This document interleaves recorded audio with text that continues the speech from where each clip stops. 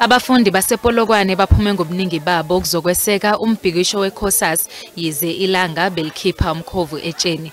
Ikhosasi ihambise uhlu lwezikhalo emahhovisini alomnyango.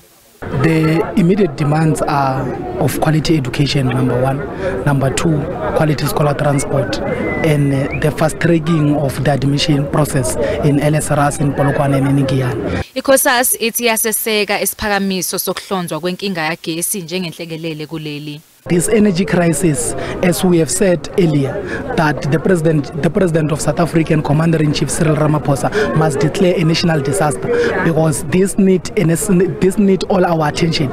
Ikhulu zomnyango wezemfundo kulesa sifundazwe ezilindeleke ukuba ziphendule kulezi ikhalo einsukwini eziyisikhombisa. The memorandum will be handed over to our HOD, which will be discussed with the executive members of the department, and obviously we will have to respond to the memorandum.